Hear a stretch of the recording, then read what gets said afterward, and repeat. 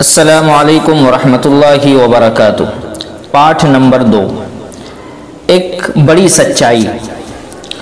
दोस्तों, उस सच्चे मालिक ने यानी अल्लाह ने अपने सच्चे ग्रंथ कुरान में एक सच्चाई हमको बताई है।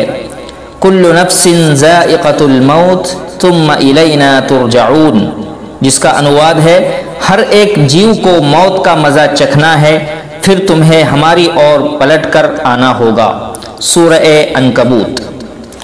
इस आयत के 2 भाग हैं। पहला यह है कि हर जानदार को मौत का मज़ा चखना है।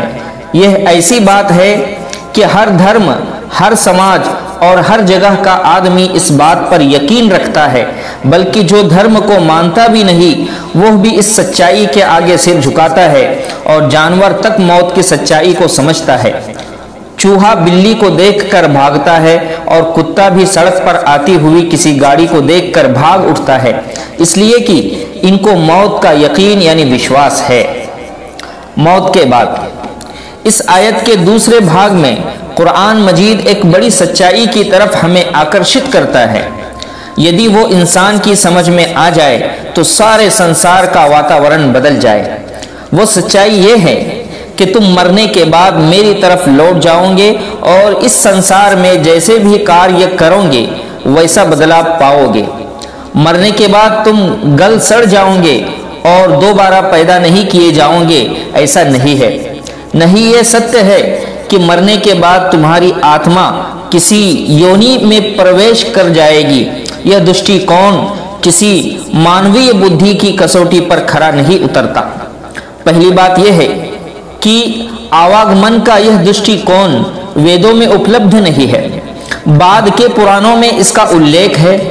उससे अज्ञात होता है कि इंसान के शुक्राणुओं पर लिखे संतानों के गुण पिता से पुत्र और पुत्र से उसके पुत्र में जाते हैं।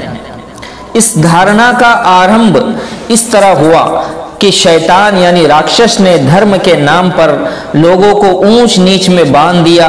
धर्म के नाम पर शूद्रों से सेवा लेने और उनको नीच समझने वाले धर्म के ठेकेदारों से समाज के दबे कचले लोगों ने जब ये सवाल किया कि जब हमारा पैदा करने वाला ईश्वर है, उसने सब इंसानों को आँख, कान, नाक हर चीज में बराबर बनाया है, तो आप लोगों ने अपने आप को बड़ा और हमें नीचा क्यों बनाया?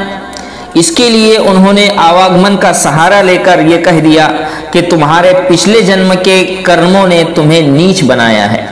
इस धारणा के अंतर्गत सारी आत्माएं दोबारा पैदा होती हैं और अपने कर्मों के हिसाब से योनि बदल कर आती हैं।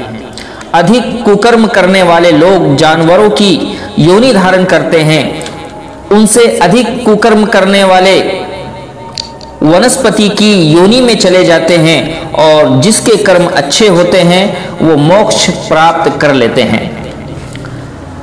आवागमन के विरोध में 3 तर्क। नंबर 1, इस क्रम के सबसे बड़ी बात यह है कि सारे संसार के विद्वानों और शोध कार्य करने वाले वैज्ञानिकों का कहना है कि इस धरती पर सबसे पहले वनस्पति जगत ने जन्म लिया, फिर जानवर पैदा हुए और उसके करोड़ों वर्ष बाद इंसान का जन्म हुआ। अब जबकि इंसान अभी इस धरती पर पैदा ही नहीं हुए थे और किसी इंसानी आत्मा ने अभी बुरे कर्म ही नहीं किए थे, तो किन आत्माओं ने वनस्पति और जानवरों के शरीर में जन्म लिया? ये पहला तर्क। दूसरा तर्क, दूसरी बात यह है कि इस धारणा को मान लेने के बाद ये मानना पड़ेगा कि इस धरती पर प्राणियों की संख्या में लगातार कमी होती रहे। जो आत्माएं मोक्ष प्राप्त करने लगी, यानी जो आत्माएं मोक्ष प्राप्त कर लेंगी, उनकी संख्या कम होती रहनी चाहिए। जबकि ये सत्य हमारे सामने है कि इस विशाल धरती पर इंसान, जीव जंतु और वनस्पति हर प्रकार के प्राणियों की जनसंख्या में लगातार वृद्धि हो रही है। तीसरा तर्क ये है, तीसरी बात यह है कि इस संसार में जन्म लेने वालों और मरने वालों की संख्या में जमीन आसमान का अंतर दिखाई देता है। मरने वाले मनुष्यों की तुलना में जन्म लेने वाले बच्चों की संख्या कहीं अधिक है। कभी कभी करोड़ों मच्छर पैदा हो जाते हैं, जबकि मरने वाले उससे बहुत कम होते हैं। कहीं कहीं कुछ बच्चों के बारे में ये मशहूर हो जाता है कि वो उस जगह को पहचान रहा है जहां वो रहता था, अपना पुराना नाम बता देता है और ये भी कि वो दोबारा जन्म ले रहा है। ये सब शैतान और भूत प्रेत होते हैं जो बच्चों के सिर चढ़कर बोलते हैं और इंसान के दीन ईमान को खराब करते हैं। सच्ची बात यह है कि यह सच्चाई मरने के बाद हर इंसान के सामने आ जाएगी कि मनुष्य मरने के बाद अपने मालिक के पास जाता है और इस संसार में उसने जैसे कर्म किए हैं उनके हिसाब से सजा अथवा पुरस्कार पाएगा। कर्मों का फल हर एक को मिलेगा। यदि इंसान सत्कर्म करेगा, भलाई और नेकी की राह पर चलेगा तो स्वर्ग में जाएगा। स्वर्ग जहां सब आराम की चीजें हैं और ऐसी ऐसी सुखप्रद और आराम की चीजें हैं जिनको इस संसार में न किसी आंख ने देखा, न किसी कान ने सुना और न किसी दिल में उसका ख्याल गुजरा। और सबसे बड़ी जन्नत यानी स्वर्ग की उपलब्धि ये होगी कि स्वर्गवासी लोग वहां अपने मालिक की अपनी आंखों से दर्शन कर सकेंगे, जिसके बराबर विनोद और मजे की कोई चीज नहीं होगी। इसी प्रकार जो लोग कुकर्म बुरे काम करेंगे, पाप करके अपने मालिक की आज्ञा का उल्लंघन करेंगे, वो नरक में डाले जाएंगे, वहां आग में जलेंगे।